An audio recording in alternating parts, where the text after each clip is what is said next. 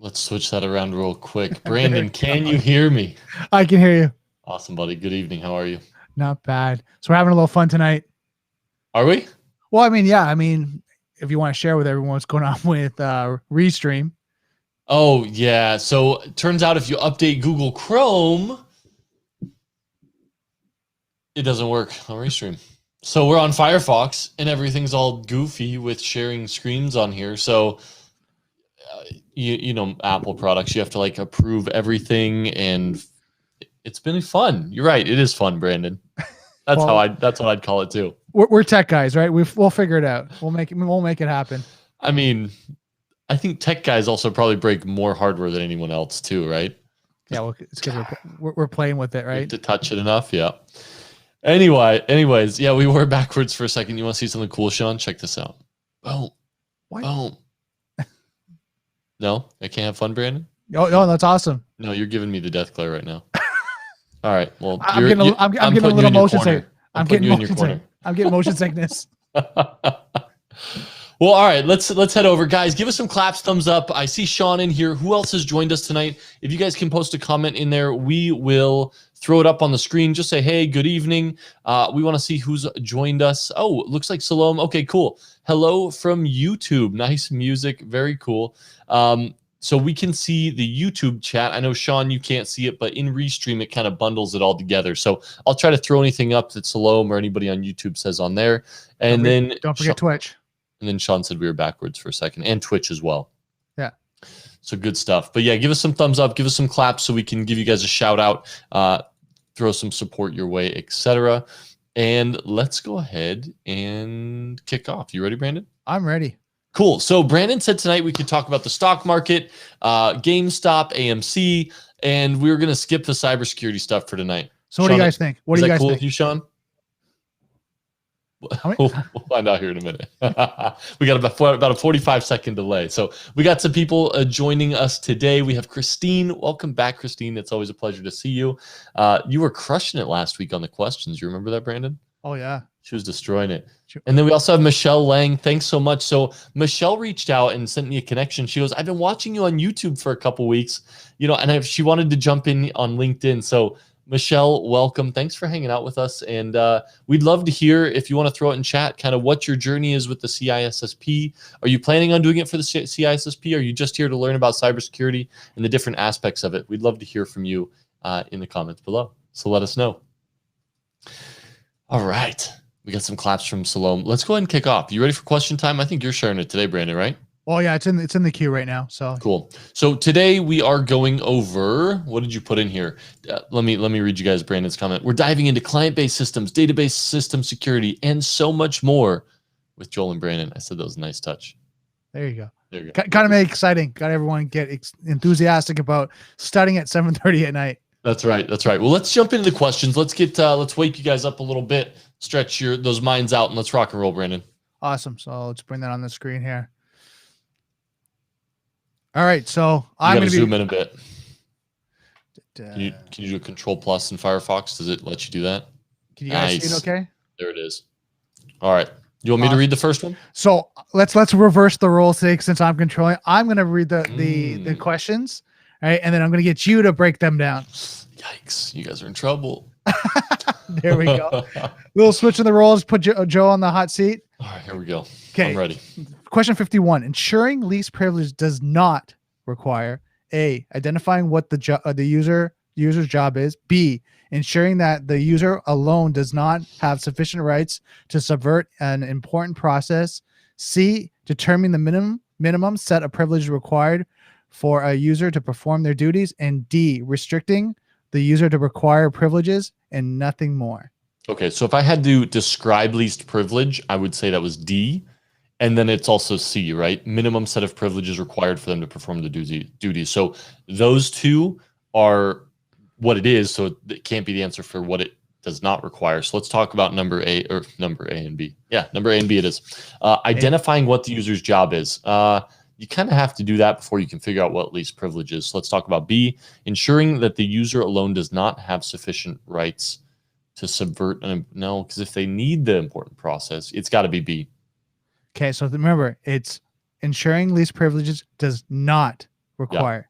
So ensuring the user alone does not have sufficient rights to subvert an important process. A, it's too vague. I don't know what the important process is. And he might need it. So it's not least privilege. Okay, so Sean's going with D. Anyone else chiming in? Okay. Give you guys it's me against Sean. Here we go. Okay, so let anyone just give a second to chime in. Okay, so I'm going to reveal this right now. So the answer is guessing now, Sean. You can't do this to me. The answer is B. Okay, cool. Got you, Sean. So let's kind of go through this so everyone gets this. Least privilege means an individual should have just enough permissions and rights to fulfill his role. Well, let's say his or her role in the company and no more.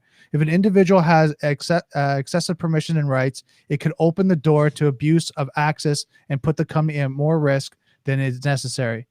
All right. So then let's go through the A, ensuring the least, like the incorrect answer is A, ensuring least privilege is not required. C, determining the minimum, and D, restricting. So again, it is B. You got it. Now, while you scroll down to the next question, I want to talk about Michelle real quick. So she said she took a boot camp in December, which, man, seems like forever ago, but it was only like 30 days ago, probably. But she said she passed 5 out of 8 sections, which is actually pretty stinking good after just doing a week boot camp. So she's taking more ways to view questions before a retry March-ish. So, Michelle, that's why we're doing Tuesday, Thursday nights now at 7:30 Eastern, is because we're trying to accelerate this, right? And I think we planned it out. So I think we're going to be wrapping up with most of the content in what, April, Brandon? I think so. I think that's our aim. April, early May, something like that. So welcome once again, and congrats, you were right on this one. So yeah, and Sean says it's always those not questions that'll get you. Absolutely. What's not, right? What's not. All right, Brandon, kick us off. Number 2. Right. Number 2, who is responsible for providing reports to senior management on the effectiveness of the security controls? A, information system security professionals. B, data owners. C, data custodians, or D, information system auditors. Joel? Yeah, I got this one. So remember, you got to put your management hat on. The reality is your information system security professionals should provide you reports to senior management for the effectiveness of your security controls. So we'll put that one here on the side for a second. Data owners? Nope. Data custodians? Nope. And then information system auditors. So it's between A and D. Now you're going against Salome. Salome's already thrown in D already. She threw, yeah. So here's the thing, and you have to realize the professionals who are reporting on the effectiveness are going to be biased because they probably implemented it. So I got to go with D as well because it's the auditor, it's the pen tester who are actually going to provide the report showing the effectiveness of the control. D, final answer. D, final answer. Yep. Okay, I think you and Salome are on the right track here. It is D. Nice. The auditor is responsible for providing reports to the senior management on the effectiveness of the security controls. The function of the auditor is to come around periodically and make sure you are doing what you are supposed to be doing. They ensure the correct controls are in place and are being maintained securely. So awesome. Good. So we're now to question number. You all right, Joel? I'm ready. I'm like stretching. I'm like ready for this. Hit me. Okay. So number 3. What is the highest amount a company should spend annually on a countermeasure for protecting an asset value of at 1 million from a threat that has an annual rate of occurrence, ARO, once every 5 years and an exposure factor, EF, of 30%? All right. Do you need to get your calculator out? Nope. Because we did a lot of this at the beginning, and I kind of ground these in. And what I started doing, guys, was I realized that as long as you can remember on these that you're not going to spend more money than it costs to implement a solution, you're going to be good, right? So let's talk the highest amount of money. Perfect. That's what we're going to try to find. So asset valued at 1 million from a threat that has an annualized rate of occurrence, or ARO, of once every 5 years. Mm-hmm. So immediately you have to find that. So once every 5 years, 20% of that's 200K. And then you're going to get an exposure factor of 30%. And the exposure factor is what percent of that asset will be exposed when that does happen. So you take 30% of 200K, or you're sitting around 70K-ish, a little under that. So 300,000, nope. 150K, nope. It's going to be 60K. 1,500 just is enough. So I'm going to go C. Has anybody else thrown their guesses out yet? Or am I? Salome's gone with B. Okay. So I'm not seeing these questions. Oh, Salome's on YouTube. I forgot. Yeah. Okay, so Salome said B, which is how much? B is 100. Yep. Okay. So I'm going C because I think it's around the 60 to 70K mark. Okay. Anyone else want to chime in? Sean, Michelle, I'll give you guys a second. So I'm going to reveal the question now, and it is C. The exposure factor, EF, represents the percentage of loss revealed that threat could have a certain on a certain asset. The annual rate of occurrence, ARR, is the value that represents the estimated frequency of a specific threat taking place within a 12-month time frame. The range can be from 0, never, to 1, once a year, or to greater than several times a year. And anywhere in between. For example, the probability of the fire taking place, and kind of go through the actual. Well, so hold on. So I did it wrong. Yeah. So if you look at this, I took the asset value, or the AV, and I divided it by the ARO first, right? The annualized rate of occurrence. And then I divided by the exposure factor. They did the exposure factor first, so they got 300,000, and then they did the ARO, which is 1/5 of that, and that's where the 60K came from. That's why I was off a little bit. So that's where they got the annual rate of occurrence, right? You got it. So good to know. So you got to do the exposure factor first, right? So how much of the total asset is going to be exposed, and then we talk about rate of occurrence. And Michelle says calculator says C. There we go. Right. Yep. Okay, so let's go on number 4. Here you go. Claps for Michelle. Well done. Yeah, I don't think it matters. I think as long as you can get close, right? I mean, process of elimination there. So as long as you get it right on the test. And try to use the formulas as best as possible because you don't want to be too far off, right? Well, so pause. So I was I'm part of the ITISAC, and the Netflix threat intel team came and talked to us, and they have this wicked cool calendar for calculating threat and risk in your environment. So like, come on, CISSP, like they're acting like my 2nd grade math teacher who said I'd never have a calculator in my pocket every day. That's how I feel about it. So as long as you can get close and get it right on the test, you'll have a calculator, you'll have a form, you'll have a spreadsheet to track it for your business. That's my will. Oh, for sure. For real life. Yeah. I mean, there's going to be calculator spreadsheets, even actually probably applications that you're going to be using, right? MGRC programs like OneTrust, things like that. 100%. For totally. But I mean, for us to prepare for the test, try to stay close to the formula as possible. Just if you have to write it out, just so that you can bang it out.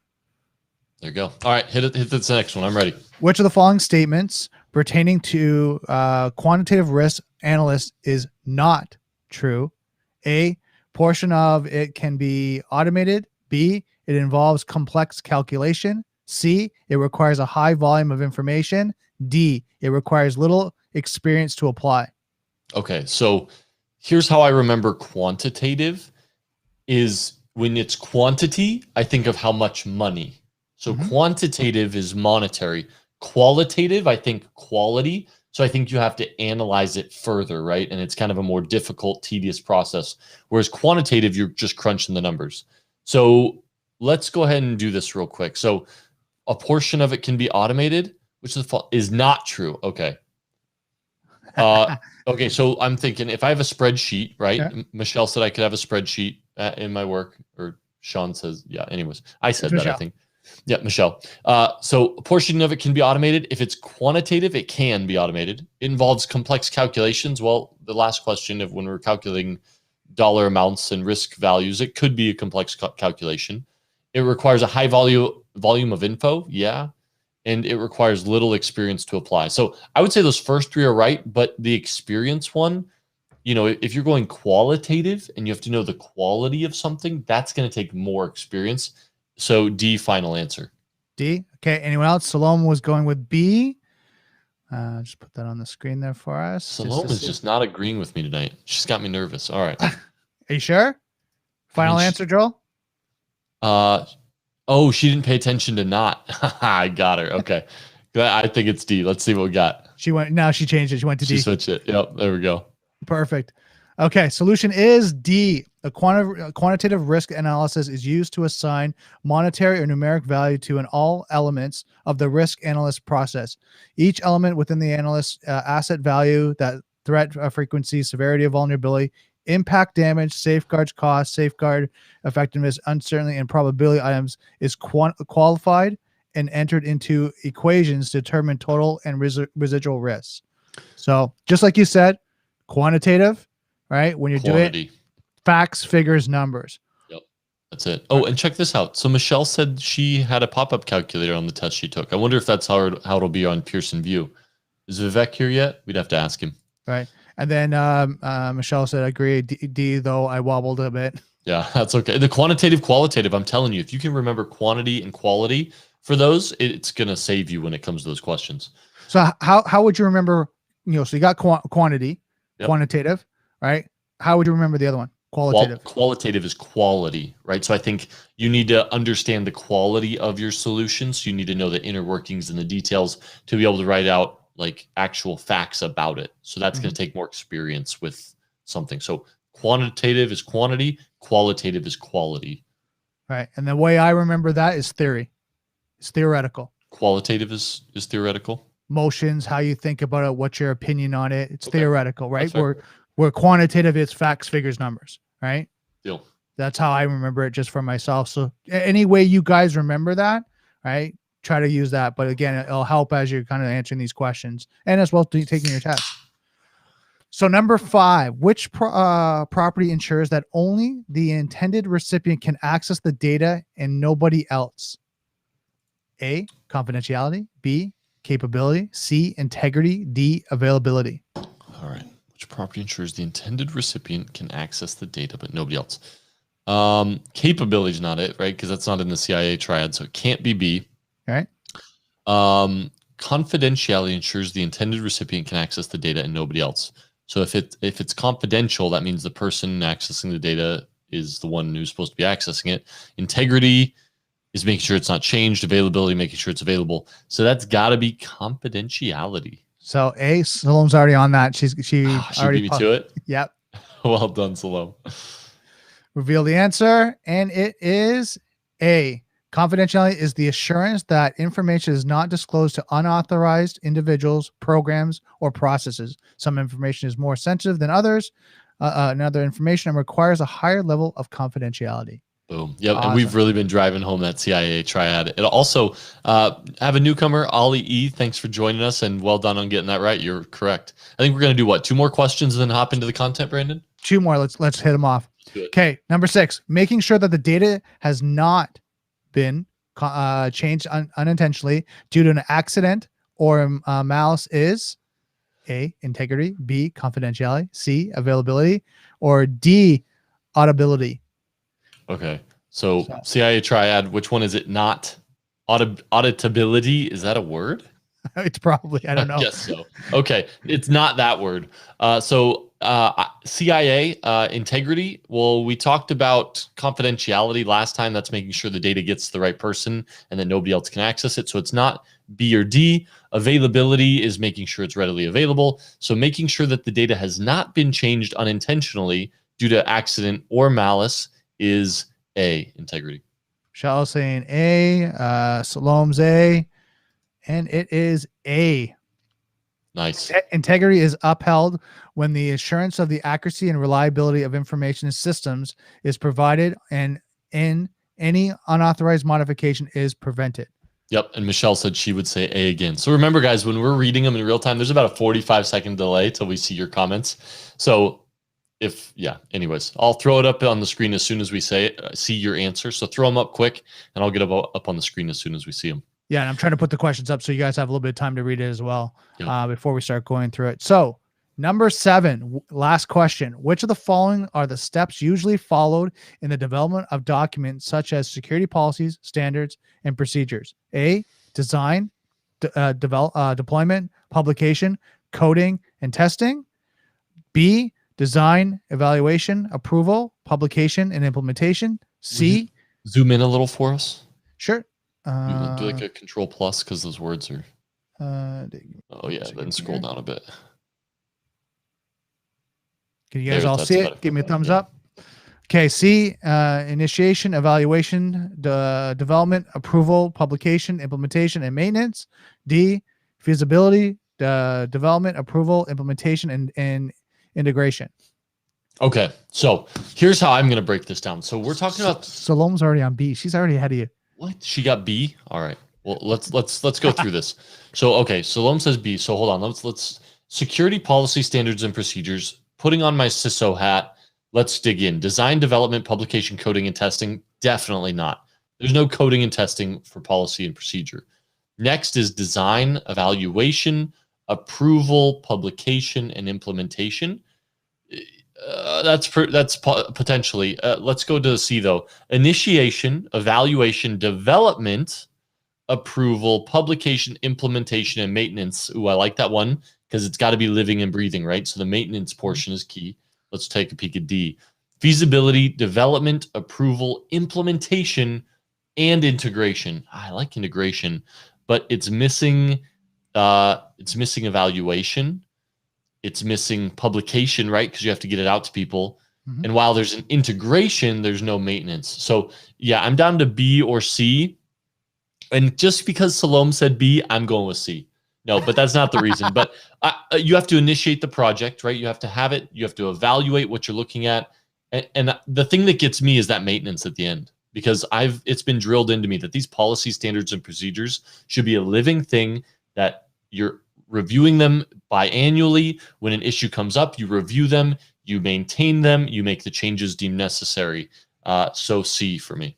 C. Okay, and then we've got Salome is B, Mike is C, Michelle is a questionable C, Salome now C, and then haha. So let's go for this. I think she's laughing at you. How'd I do? C. All right, cool. Yeah, initiation, evaluation, development, approval, publication, implementation, and maintenance. So a project management style approaches is used the development of a document such as security policy standards and procedures. An initiation of the evaluation stage, a written proposal is submitted to manage it, stating that the objectives of the particular document. In the development phase, a team is assembled for creation of the document. In the approval phase, the document is presented to the appropriate body within the organization for approval. In the publication phase, the document is published within the organization. In the implementation phase, the various groups affected by the new document commence its implementation. And then, like you said, in the maintenance phase, the document is reviewed on the review date agreed in the development phase. All right, everybody give it clap it up, guys. You guys did awesome. Throw in some claps here in LinkedIn. You guys did really good on those. I'm very impressed. It just goes to show, because I don't do that often. I typically make Brandon do that exercise. He's really good at it, but it's fun, right? When you really think it through. Did I get one wrong? No, I don't think so. Killing it. All right, so guys, Vivek said last week you're going to have plenty of time for the exam. He did all 150 questions. Take your time, read through it twice. If you can highlight the word "not" with your pointer, I'd recommend you do that just to remind you what you're looking at. You guys got this. You guys got this. Michelle, you're going to get 8 out of 8 this next time. Just wait. It's happening. All right. And Salome says it's fun. Well, we try to make it a little fun, right? Laugh about it after once it's done. And what did my T say today? I don't think this one did, but it said, even failure is a success when you learn. Mm-hmm. Great little quote. That's actually, and just to be honest with you guys, that's when you learn the most, is when you fail. When you actually just succeed and it's easy, you don't learn. It's through the challenges and through the struggles you learn the most. It's true. You are not wrong. All right. So let's go ahead and jump into the content today. We're going to jump into client-based systems. So we're going to talk about the difference between client-side vulnerabilities and server-side vulnerabilities. Very high level, right? I would love to take this deeper today, but we got a lot of content because my past as a web tester, I would walk through all kinds of vulnerabilities and stuff, but I don't think you need to know it for this exam. So we'll keep it fairly high level, but we'll talk about the differences. And we got some fun pictures for you as well. So what are client-side based vulnerabilities? Well, they are when an attacker goes after the end user, right? So they're not going after the system itself. They're going after the user's system, the user's browser. A client-side attack is basically any attack that can harm the client. Generally, when attacks are discussed, it's assumed that the primary target is a server or a server-side component. And that's not the case in these. Now, do you have a picture for this, Joe? I'm going to pull it up if you want to touch on a few more of those. Yeah. Yeah, a client-side, client-focused attack is one where the client itself or a process on the client is the target. A common example of a client-side attack is a malicious website that transfers malicious mobile code, such as an applet, to a vulnerable browser running on a client. Client-side attacks can occur over any communication protocol, not just HTTP, which is hypertext transfer protocol. Another potential vulnerability that is a client-based is the risk of poisoning a local cache. Right. So you can see in this picture, I thought this one was kind of fun. If you're going to go after the data on the server side, there's a lot more security controls, right? In this picture, there's security guards. There's some Brazilian military dudes with machine guns. I don't think that's quite how it works. But then on the client side, it's unsecured, right? It is potentially an open door, and you can bypass those security controls. So let me get you a more realistic image of what that looks like on.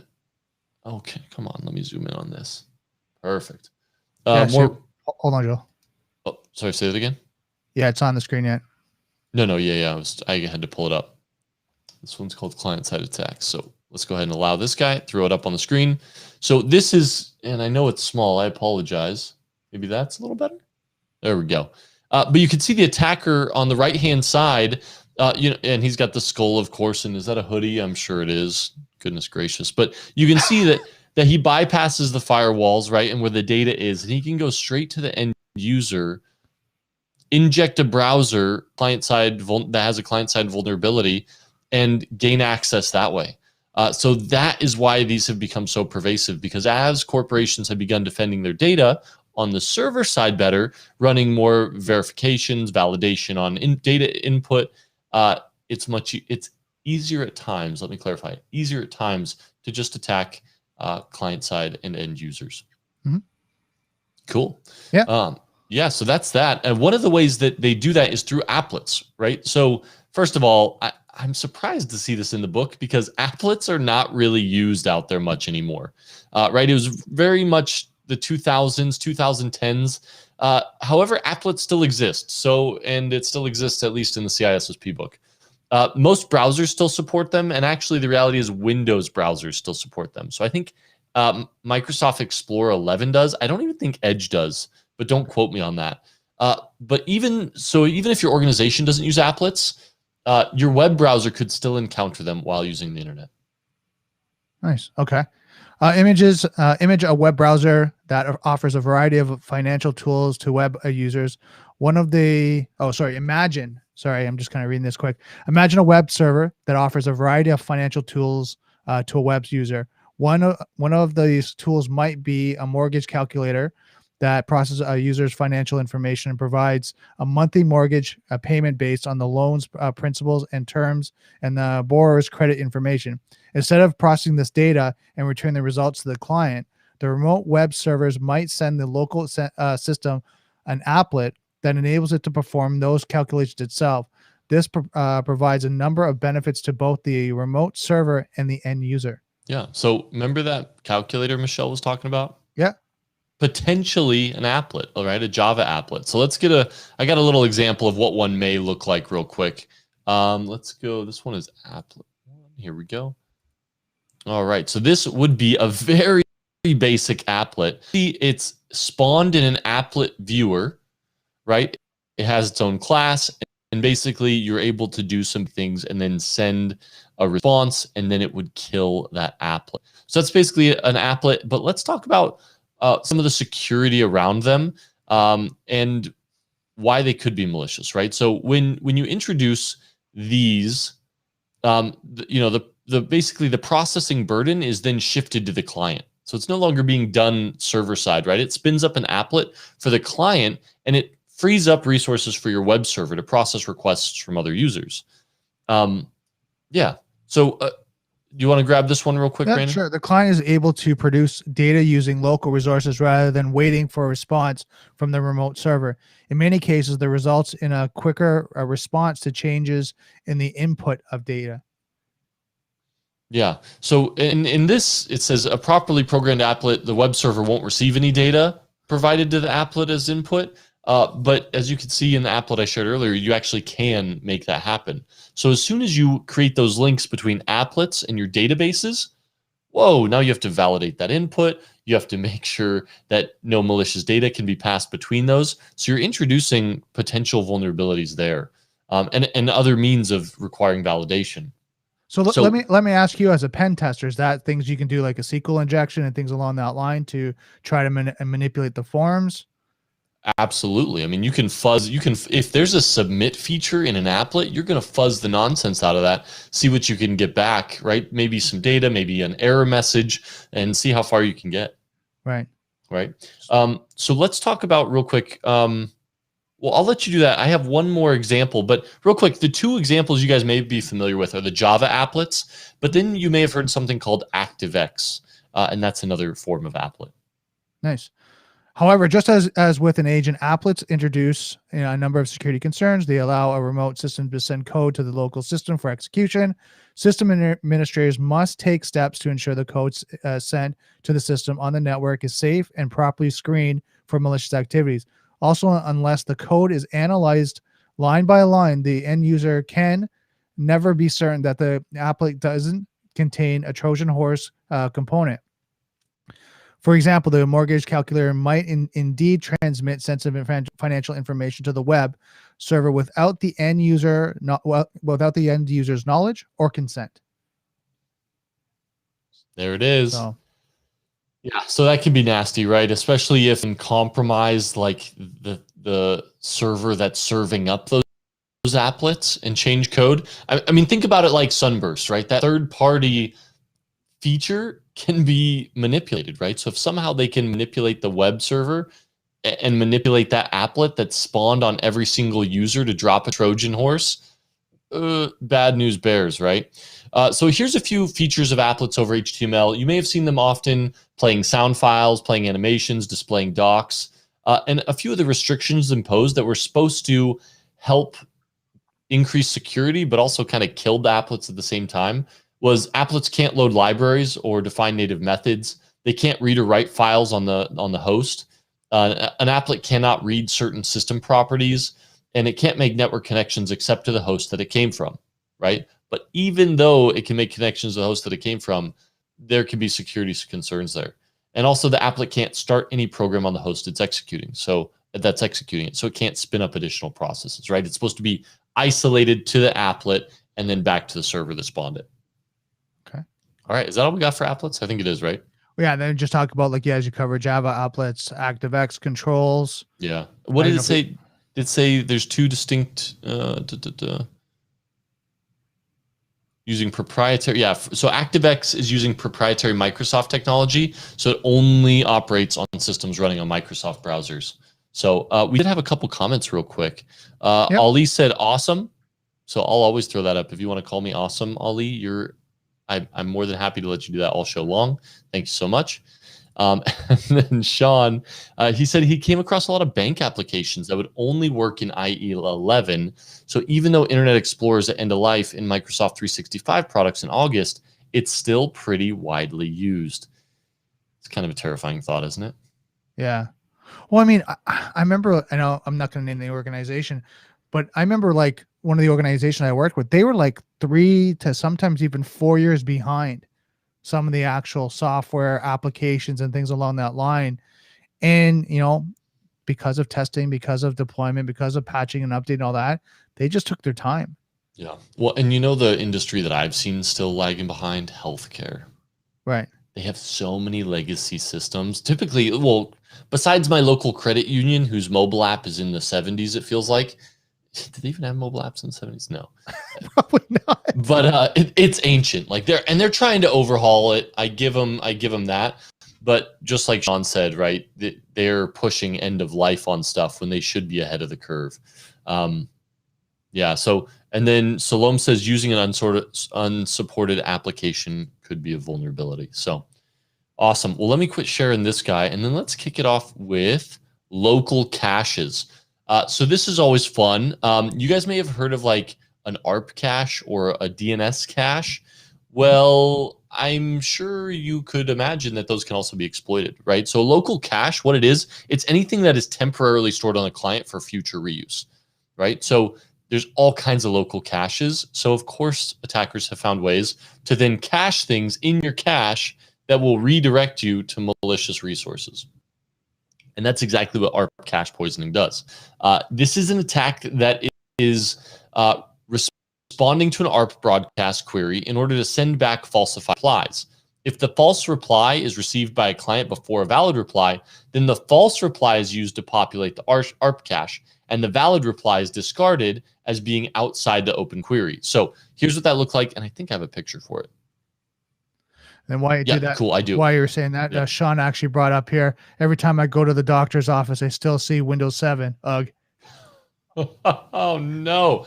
Yeah. And so let's be real, like with HIPAA concerns, like how can you really protect data when you're using Windows 7? Like it just boggles my mind. I actually just did a webinar this week with a guy named Patty McGinnis, who used to do nation level security advising in the UK. And then John Ford, who used to be a healthcare CISO. And they were talking about ransomware and how these guys are ruthless, right? But also man in the middle on these legacy machines. Like they can actually get in, and there was a test and study done where they manipulated scan results from a legacy. It was a legacy machine, but it was basically CT scan or a scanner of some sort. Right. Could you imagine? You go, you sit with your doctor, you review your output from the scan. He doesn't question the scan, right? They review it. Turns out you have an illness. They put you on a medication or vice versa because the scan results are wrong. So it's possible. And we have a long ways to go. So be careful, trust, but verify. Right. For sure. Awesome. Do you have that, cool. Do you have that image? Oh yeah. Well, I'm not done talking about it, but hold on. He's calling me awesome again. I got to throw it up on the screen. Ollie, you're my new favorite right now. So thank you. Also, I see old machines in the government facilities all the time. Yep, Salome, it's true. You know, a lot of the government software that we run across, there was a contract for it for a custom piece of software. Well, in that contract, there wasn't any terms to get that software updated, right? So due to the limited supply of Java developers on the market, priorities typically come to new software and not updating the old stuff. So, all right. Yes, I said I was going to share another picture. There you go. It's been a long day, yeah, as I've been up since 4 a.m. So, all right, ARP poisoning. Let's jump in. Yeah. Stop share. Thank you, Firefox, for making this take much longer. All right, 6 clicks later, I got it. Cool. All right, so top part, normal operation. You have the user, sends request to a switch. The switch gets forwarded to the router, which then handles the request out to the internet, right? What happens is if you send out an ARP request and an attacker is able to send back the response before the actual response, well, that ARP cache is going to be now poisoned because it's taken that falsified information, cached it, and when the real response comes back, sorry, we already got a response. You're outside the valid query, and it'll be discarded. Then what happens is your traffic will then be redirected to a man in the middle, and they'll be able to forward along your traffic. So typically you'll notice an increase in latency, but we actually see this often, right? So for example, well, okay, this is different. ARP caching is different than what I was going to explain. So let's go ahead and let's see what else is in here. I'll throw it over to you, Brandon. I think you have a section on this as well. Yeah, and then we're talking about another popular means of performing a man-in-the-middle attack is through a DNS cache poisoning, similar to ARP cache. Once a client receives a response from the DNS, the response will be cached for future use. If false information can be fed into the DNS cache, then misdirecting communication is trivial, easy. There are many means of performing DNS cache poisoning, including host poisoning, authorized DNS server attacks, cache DNS server attacks, DNS lookup, address changing, and DNS query spoofing. Yeah, that's it. So here is DNS caching, and this is what I was going to talk about. So we see this often. You know, whether it's an extension that has poisoned your DNS cache, or a drive-by download, or bloatware that you've downloaded with some other application, somehow your DNS cache got poisoned. And what happens is they're able to inject, typically it's with software these days, you don't have like a manual attacker going in there, but you could. and they poison your DNS cache. Well, that's going to redirect you. So when you type google.com, if you have Google cached, it's going to say, hey, I know where to go for this, and take you there. Well, if that cache is poisoned, guess what? And Google was probably a bad example, but a less known web page, right? It'll say, okay, this is already cached. I'm good to go. I know exactly where that resource is, and it's going to take you to a fake website. Phishing occurs from this often, right? So the requests won't go to the valid one, but if there's a spoofed web page and you don't realize it, you might enter credentials, etc. So cool, DNS poisoning. Now, just a quick question, just for everyone, including myself. So, how do you know if you've actually been compromised? So how did I detect it at a client site? Well, we actually had an analytic that was firing, and it was beaconing out to basically every time we would have an event on a regular occurrence, and it was like every time the end user opened their browser, right? So every time they sat down at their desk, we would get an alert for this. So we started digging into it, and it turned out that the domain it was reaching out to was the result of a DNS cache poisoning attack that had resulted on that endpoint. So then we had to go in and revert the DNS cache and basically start from scratch. Right, just wipe it clean. Wipe it clean, right? And yeah, you got to be careful. Got to be careful. You got to be analyzing the behaviors on that stuff. Right. Awesome. Truth. Cool. All right, let's go ahead and. Did you know I could put somebody on timeout on YouTube? Did you ground someone right now? I almost grounded Salome. Sorry. How dare you? I know. Oh, Michelle said something cool. She said baselines could prove useful to this too. Poisoning. 100%, Michelle. Great input. Mm-hmm. If you create a baseline and then something is out of the norm, right? You're analyzing the behaviors from that baseline that was created. Absolutely. Right. All right. You want to talk about the hosts file? So yeah, we could talk about the host file. The host file is the static file that's found on TCP/IP systems that contain a hard-coded reference for domain names and their associated IPs. The host file was used prior to the dynamic query-based DNS system of today, but it still serves as a fallback measure or means to force a resolution. And typically, you know what's on there? Well, yeah, just the local address, right? And Google, right? Like the authoritative DNS servers. So that's why Google was a terrible example for the last one, because it would have been on the host file. Now, would that be like 8888? Is that exactly right? So you're going to use a couple. You'll have a couple different. I think they own that whole subnet for sure. So, but yeah. Sorry, I'll let you jump into your part. Yeah, administrators or hackers can add content to the host file that's set up a relation between the fully FQDN, which is the fully qualified domain name, and the IP address of choice. If an attacker is able to plant false information in the host file, then when the system reboots, the contents of the host file will be read into the memory, where they will take precedence. Unlike dynamic queries, which eventually time out and expire from cache, entries from the host file are set permanently. Yep. So remember, if you're talking about an authorized DNS server attack, and you want to alter a primary record of a fully qualified domain name on its original host system of the primary authoritative DNS server, right? So you're going to edit that file for the authoritative DNS. That authoritative DNS server that you have is going to host the zone file for the domain database, right? So the way, and zone transfers is something you'll learn about if you've taken like Security Plus, something like that. But basically, that authoritative DNS server is then going to use zone transfers to replicate the information it has either in the zone file or the host file. Mm-hmm. It's going to propagate that out to the other DNS servers. So if that original data set is altered, then eventually those changes are going to propagate across the entire domain, at least, if not internet, right? Right. So you got to be careful, but typically those are pretty heavily guarded, and you'll know very quickly if that happens. Yep. So if an attack on that authoritative, like I mentioned, and this is in here, it says it typically gets noticed very quickly and it will result in a widespread exploitation. It has happened in the past. Check it out. Exploited authoritative DNS server. There's some good stuff online about it. Awesome. Over to you, Brandon. So do you want to bring up that next picture? Split Horizon. Yeah, let's talk about mitigating or resolving these attacks first. So I can jump into it. I don't mind. So if you want to resolve these types of attacks, it's not always simple. There's not like an easy patch you can do or like just update the system to prevent these exploits from being waged against your client side. Client side attacks. This is due to the fact that these attacks take advantage of normal and proper mechanisms, right? It's stuff built into your services, built into your browsers, built into your applications. So instead of a patch to fix it, the defense is more of a detective or preventative concern. Like Michelle mentioned, right? You have to be able to take a baseline. You have to be able to understand how a user should be using the applications that are approved to them, right? Now, of course, you want to keep your applications current, and with patches, that definitely helps.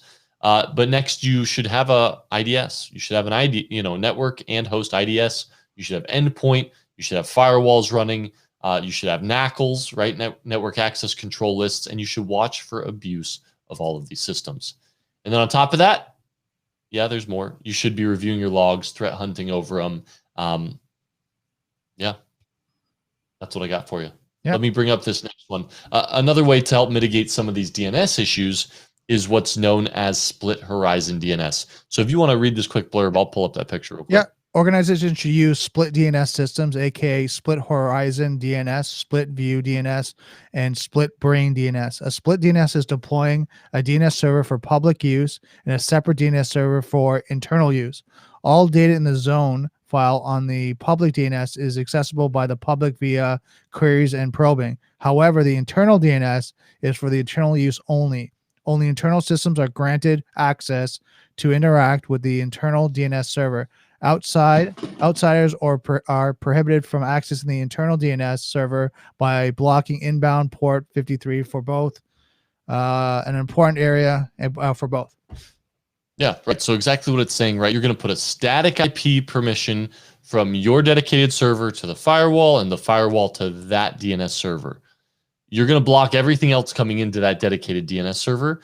And a lot of the times, if you're a Windows-based environment, that's going to be your DC, your domain controller, right? That'll be your internal DNS server. But even beyond that, what I see a lot is I see firewall, I see a couple internal DNS servers for redundancy, and then I have another DC or maybe two that will then forward on requests to those DNS servers, right? So you can do all kinds of configurations in there for redundancy purposes, but this is a very stripped down edition of that where you have the one dedicated DNS server that's going to forward things through the firewall. You make sure you have your rules in place to ensure that requests are going to that NS1 managed DNS to ensure none of these attacks happen. So, right. Cool. Makes sense. All right. And that brings us to server-based systems. Perfect. An important area of server-based concern, which may include clients as well, is the issue of data flow control. Data flow is the movement of data between processes, between devices, across a network, or over communication channels. Totally. Now, one of the things that's big, I'm sure you guys have heard it, but let's talk about denial of service, right? Mm-hmm. That's a data flow issue, right? Imagine having way too much data and it just overloads your systems. That's a server side error, right? If your server can no longer handle all the connections that aren't supposed to be there and serve data to the clients and requests that are supposed to be there, that's a data flow issue. So how do you fix this? How have we resolved this? Because I'm sure you guys heard like Krebs, Krebs on security, whatever his blog's name is. He used to get DDoSed all the time. And he had to have Akamai protect him because literally the cost of protecting against these DDoSes was getting wicked expensive. Wow. So now why is this so important? Like, can't you just let your stuff go down and like figure it out? Well, actually, when data overflow occurs, data can be lost. It can be corrupted. It could trigger a need for retransmission, right? So if it interrupts something and you have packets drop, you could have to start all over. Obviously, you don't want this to happen. So implementing DDoS protections, implementing load balancing and data flow controls, this is key. So let's talk about load balancers real quick. I got a picture. Firefox is going to be the death of me. All right, here we go. Does anybody use Firefox anymore? Can I see like hands? Like throw up your hand, say me, or say, yeah, this is the browser I'm using. Oh, we just lost Brandon. He's coming back in a minute. But yeah, just let me know if what browser you're using. I'm curious. I'm like a Chrome guy in incognito mode all the time. It's just my go-to. But all right, back to data flow. Let's talk elastic load balancing. Obviously, I'm kind of an AWS guy. I'm a little bit of a AWS fanboy. While I'm not supporting Amazon right now, well, no, that's not true. I do still buy stuff on Amazon, but I'm trying to cut back and shop more local. Anyways, I still use Amazon for both of our websites. But when we're talking load balancing, this is being able to spin up multiple resources and scale horizontally, but then split up the requests in between multiple resources so that you're not overloading one resource or another. It also makes sure that you can have redundancy on your server side. So let's say one does crash, maybe not because of a data flow problem, but maybe you have an error or something occurs on one of the systems that was unexpected. Well, you'll have a failover, right? And those load balancers are important. And then on the right-hand side, you can see the classic load balancer, where you're really building out the redundancy, but it will just distribute in order 1, 2, 3, 4, 1, 2, 3, 4, those requests as they come in. And then on top of these load balancers, you can have additional DDoS protection. Right. All right. I think we had some, looks like Kenneth P said he was a Firefox guy. Are you really? So this is interesting for me, Kenneth, because this is the first time I've been on Firefox for a while. And maybe it's just because I haven't been on here, so all the permissions are reset on my Mac. So every little thing I do, it's like, are you sure you want to do this? Go into your settings and turn this on for Firefox. But yeah, that's interesting. So it sounds like you're a Firefox guy. If you're loving it, I may have to try switching for a little while, see if it gets better. Salome said on YouTube, she said mostly Chrome, but she uses Firefox too. Nice. Cool. All right. So it looks like we got a mix of both. Does anybody use anything that's not Firefox or Chrome? Curious. All right, yeah, Brandon. That'd be interesting. Cool. So now we're over to database system security. And let me, I want to say I had some. Yeah, I did have a little picture for this. So this was one where they didn't talk about database security at all. And I was like, oh, it's so important. But they had a short little paragraph on it. So regardless, you have to have database security. You know, from a pen tester perspective, input validation, and more input validation. Okay, but let's talk about some of the other threats that can happen to a database, right? In a center, you could have hardware issues. You could have fire, flood, bomb, loss of power, communications networks, wiretapping, breaking or disconnected cables, right? We had one issue at a client site. Oh my Lanta. They were like, it's not working. It's not working. And we're like, well, did you plug the cable into the management, like right to the right eye track? No, we didn't. Sorry, it wasn't seated correctly. We're like, okay, do that. Like, okay, check again. No, it's still not working. It's still not working. We're like, we have walked you through everything. It was the cable. We're like, did you turn it on? Right. And they're like, oh, of course, right? But it's like, these are issues, right? And what is that called? An ID10T error. Yeah, there we go. There we go. Yeah, so good stuff. Then you have your DBMS, your database management system, and the application. So failure of a security mechanism could give greater access. And then your database, you have to ensure unauthorized access or copying or corruption of data. And this is huge when it comes to, we see this a lot, maybe not so much the databases that live on AWS and cloud products, but like the storage, the S3, right? I'm sure you've heard this, Brandon, and correct me if you haven't, but there's been a lot of issues in the recent past of people leaving their S3 buckets publicly available to the internet. And I'm sure other databases types too, but S3 is also storage, right? Oh yeah, I've heard that. Cool. Awesome. All right, couple things in the chat real quick. We have Sean Delane, Chrome and Firefox, sometimes DuckDuckGo and Brave. I've never heard of Brave, but I use DuckDuckGo on the phone all the time, Sean. And you're right, Kenneth. If I could get DuckDuckGo approved on my corporate Mac, I would be using that for sure. No more free info to Google, Facebook, Twitter. Yeah, I know you're a Twitter guy, Brandon, but I'm starting to hop off that train, unfortunately. We'll see. I'm a LinkedIn fan, so thank you guys for being on LinkedIn. I'm seriously, this is like my favorite platform of all time to date. So hopefully they don't ruin that for me. And then we had Peter Franklin. He says, I use the Brave browser for most of my browsing. And Peter, have you heard back from Mark Manning? Let me know, because I told him to reach out to you. So hopefully there's good news in that call. All right, let's keep rocking and rolling. So that was database, and now we're talking about aggregation. Brandon, I'll kick it over to you. Awesome. SQL provides a number of functions that combine records from one or more tables to produce potentially useful information. This process is called aggregation. Aggregation is not without its security vulnerabilities. Aggregation attacks are used to collect numerous low-level security items or low-value items and combine them to create something of a higher security level of value. Yep. Very cool. So I think that was pretty self-explanatory, right? So you're combining tables, and due to combining tables, you could have other security items or data leakage, etc. And Peter said you haven't. All right, I will follow up with him first thing in the morning. It's been a crazy week, Peter, but I'll personally reach out to him for you. Not sure if he got my notes or not that I submitted. I mean, it's his application that I submitted him in. So I'll get back to you. But let's talk back to aggregation. So we got a quick example. I don't have a picture for this one, but the example is, suppose a low-level military record clerk is responsible for updating records of personnel and equipment as they're transferred from base to base. Okay. As part of his duties, this clerk may be granted database permission necessary to query and update the personnel tables. Right. And then self-explanatory. Yeah. And then give me some more of this, Brandon. Yeah. So the military might not consider an individual transfer request. In other words, Sergeant Jones is being moved from base X to base Y to be classified information. The records clerk has access to that information because he needs it to process Sergeant Jones' transfer. However, with the access to aggregation or aggregated functions, the records clerk might be able to count the number of troops assigned to each military base around the world.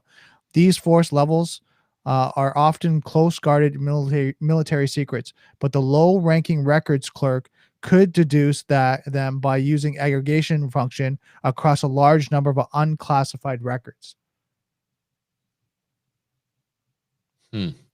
Okay. So here's what I'm hearing. Yep.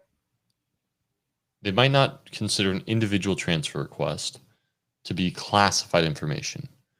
They have access to the information because he needs it to process the transfer. However, with access to the aggregate functions, he can begin to count the number of troops, right? Because they don't do the individual request. So then the number of troops could be classified information.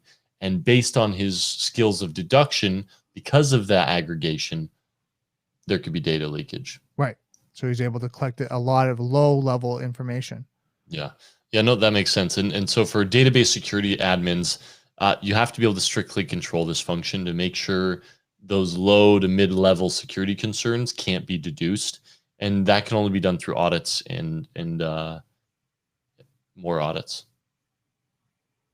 So that's what I got. Awesome. All right, let's jump down into inference. Yep. Yes. So go ahead, Brandon. Yeah. The database security issue posed by inference attacks are similar to those posed by the threats of data aggregation. Inference attacks involve combining several pieces of non-sensitive information to gain access to information that should be classified at a higher level. However, inference makes use of the human's mind's deduction capacity rather than the raw mathematical ability of modern database platforms. Awesome. So a commonly cited example of inference attack is that of an accounting clerk, lots of clerks, at a large corporation who's allowed to retrieve the total amount the company spends on salaries for use in a top-level report, but is not allowed access to the salaries of individual employees. All right, so this is different, right? Whereas the aggregate one was you only needed access to a little, but we gave you more, and therefore you can deduce more information. This one is, we're giving you the high level, but I'm guessing the accounting clerk often has to prepare these reports with effective dates in the past, so it is allowed to access the salary amounts of any day in the prior past. Right. Okay, so I'm going to guess, and you're going to read this here in a second, but you have the total amount. You can deduce the day, which means if you can tell when an employee was hired, you add that up, you can tell exactly what they're making. Right, so then you infer, right? That's my guess. right? Yep. So say, for example, the clerk must also know the hiring and termination dates of various employees and has access to this information. This opens the door for an inference attack. If employee was the only person hired on a specific date, the accounting clerk can now retrieve that total salary amount on the date and the day before and deduce the salary of the particular employee. Sensitive information that the user would not be permitted to access directly. Boom. Yeah. So they're narrowing it down basically.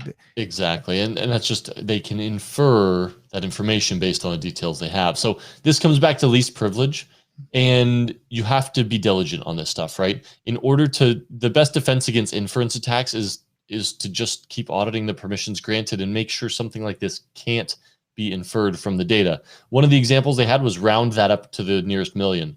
Mm-hmm. So, oh, that was weird. I was looking at you on LinkedIn and you were talking at me, and then I'm here, anyways, Joe. I'm here, Joe. You're here.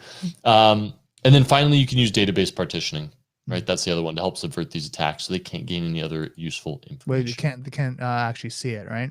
Right. Cool. This is the part that I kind of get excited about, is big data. I'm a big fan of big data analytics. I get to work with my data science team often, and they are they're just brilliant people. So let's go ahead and kick this off, and I'm going to pull up this next picture. Awesome. Many organizations use large databases known as data warehouses to store large amounts of information from a variety of databases for use with a specialized analyst techniques. These data warehouses often contain detailed historical information not normally stored in production databases because of the storage limitations or data security concerns. All right, cool. So let's talk data warehouse. What is it and why? Basically, what you're doing is you're grabbing your CRM, billing, ERP, flat files, metadata, security information, and then you're bringing it in, you're storing it in a data lake. That's what everybody's calling it. It's data warehousing. You store it in a data lake. It's either in the cloud. I've even seen clients who have their own data center, and they have massive data lakes of their own on-prem. And then from that data lake, well, now you can do your reporting. Now you do your analytics and you do your data mining all on that single source of data. So when they talk about data warehousing, think about bringing in all your information and putting it in one place. Brandon, could you think of a security risk around that? A lot, right? Okay, cool. Yeah. But the other purpose for doing this is analytics. Analytics and data science are so important, and they add so much value to finance, the workplace, security. It literally is changing the way we're doing things. So there's a reason why we do it. And while the security controls are difficult to implement, it's still worth doing it. So I have a question for the community that everyone's watching right now. What's one attack that you could do on a data warehouse? I want to hear what you guys are thinking. Get your security hats on.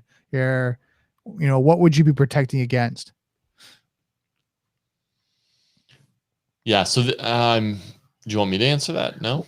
Let's give them some time to answer that. See what everyone's coming up with. Because I think, that's something, we're dealing with more and more right now with people migrating over to the cloud is these challenges, right? Yeah.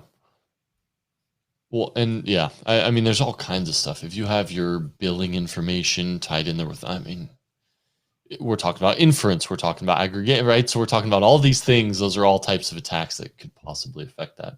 But let's go ahead and drop down. We're going to go into data mining. Mm-hmm. So now that you have all your info in one place and you can comb through your warehouse looking for correlated information. So quick example, analysts might discover that the demand for light bulbs always increases in the winter months, and then uses this information when planning pricing and promotion. And he should probably plan like procurement, right? To make sure you have the right inventory on hand at certain times a year.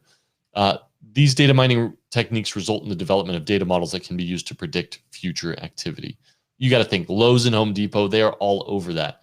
I got an uncle who works at Lowe's, and they do that, right? I mean, those shipments are precise, and they give them to each and every store. And we're past 8:30 already. Thank you for that heads up, Brandon. Let's, are you guys okay? Will you guys give me thumbs up if you guys can stay 5 more minutes? Yeah. Let us know if you're still here. If you guys are still awake, give us a thumbs up. Give us a clap. Give us a hand with a heart if you're on LinkedIn, like that you're still here supporting us. Let us know you're still here. We got some really cool stuff, so it'd be a shame to miss out on this last 5 minutes. Because I want to talk about data warehousing and data mining and how it's important to security professionals. So remember, this is where we got some thumbs up already. Perfect. Awesome. So stay with me, guys.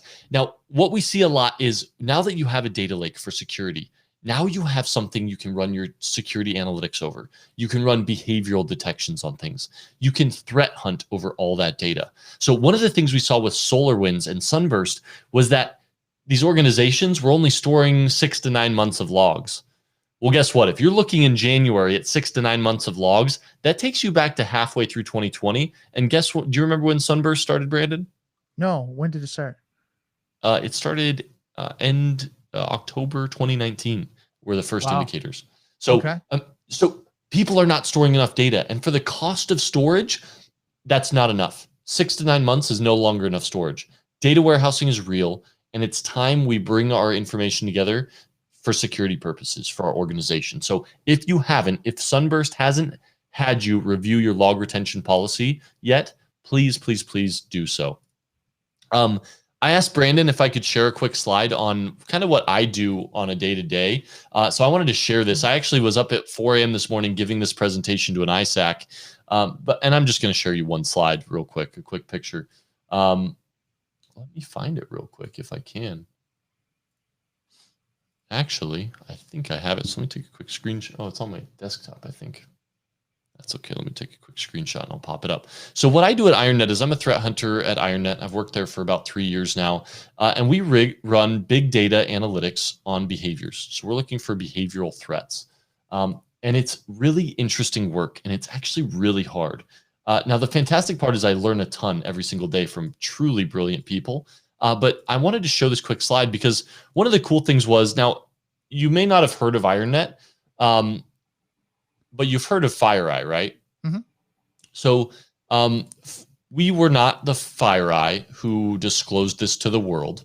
But when looking back at it, we really actually detected the SolarWinds activity. And let me go ahead and share the screen, and this will make a little more sense. There we go. So this is the attack for SolarWinds. You start in the bottom left. Can you see that okay, Brandon? Yep, I can see it. So you start in the bottom left with the attacker, and then this attacker, that's the SolarWinds DLL that was injected into the code build. And then if you go up and over, you're going to see that DLL get executed. And that's when the backdoor activities happened, right? And the backdoor would inspect the environment. It would bypass your endpoint security. The backdoor would gather information, and it would actually then send it back to its C2 server. Well, it was cool because IronNet, we were looking back at all the data we'd stored, and we're like, we have detections in multiple client environments. And what we do is not only do we have behavioral detection, so we use this many signatures, but we actually have a correlation engine so that other participants who have the same platform can see them related, right? So looking back at it, we actually had all of our clients had a graph. And so we need to go back and we need to help train and empower our, our clients to better triage this stuff, because it's hard. Looking at raw traffic and metadata and analytics that are supporting that, it's not an easy task. But obviously it's worth it. I've been digging around, and if you guys have heard of anybody else detect this in a behavioral way through big data analytics, please tell me, because I've been asking organizations who say they do analytics, and I haven't found one yet. So DNS tunneling was that behavior. You may have heard the activity labeled DGA. Did you hear that, Brandon? Yeah, I heard it. I heard the acronym. Right. So they call it domain generation algorithm. That's actually not what happened. That's not what happened. But that's the closest thing on the MITRE ATT&CK framework to the behavior that occurred. But we actually call it DNS tunneling, and we've reached out to MITRE ATT&CK framework to help get that added as a sub-technique on the MITRE ATT&CK framework. Because if you go out and you build the best DGA detection and this happens again, you'd miss it. Because it's not DGA, right? It's DNS tunneling. So anyways, that's kind of my spiel. That's not salesy. I just get excited about that stuff because it's what I do every day. You do it every day. You love what you do. That's right. I try to, at least. All right, but let's talk about parallel data systems real quick, guys. And this is kind of our wrap up for the day. This is the last thing we're going to touch on. But how do you analyze massive amounts of data quickly enough so you're not all bald by the time your queries get back? Well, it's too late for me. Well, you use parallel data systems, and it's a system designed for numerous calculations concurrently. So let's take a peek at what this looks like. And Brandon, if you see any notes in there that you see valuable, will you pull those out and share them real quick while I share this picture? Yeah. Yeah, I'll just read it quick. Parallel data systems and parallel computing is a computation system designed to perform numerous calculations simultaneously. But parallel data systems often go far beyond basic multiprocessor capabilities. They often include the concept of dividing up a large task into smaller elements and the distributing each supplement to a different process subsystem for parallel computation. The implementation is based on the idea that some problems can be solved efficiently if broken into smaller tasks that can be worked on concurrently. Parallel data process can be accomplished by using distinct CPUs or multi-core CPUs using virtual systems or a combination of these. Yeah, so really cool. This is what we use. Well, not really, but this is an example of something we use. We're not using, well, we do.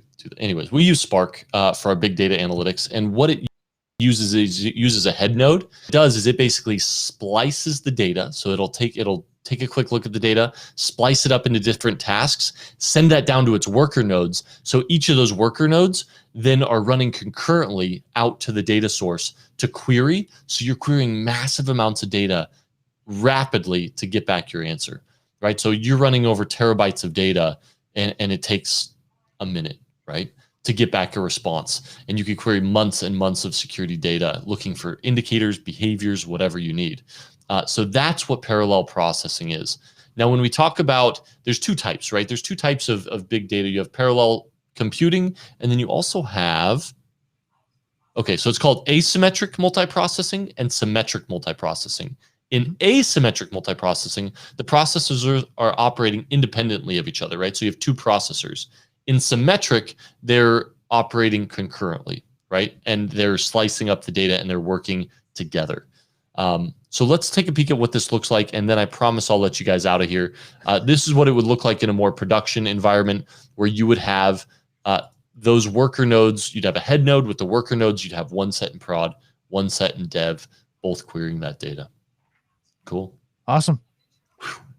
Got through it, guys. Another week on the books. This was week 24. Thank you guys for hanging out with us and spending time with us. I cannot see the most recent comments in here, but let me head over to LinkedIn. Michelle said the second that was super cool. I wish we had this for the SolarWinds stuff. Our big data platform isn't live yet. Michelle, I'd love to hear one day what your big data platform is. We'll have to sync offline. I'd love to hear more. Sean said very cool. Yeah, it's fun stuff. I enjoy it. You know, and it's I mean, big data's here to stay, right? So we got to get accustomed to it. So hopefully we can share more on that topic. Awesome. But guys, thank you guys. Salam says thank you. And honestly, thank you guys for being here. This is all for you guys.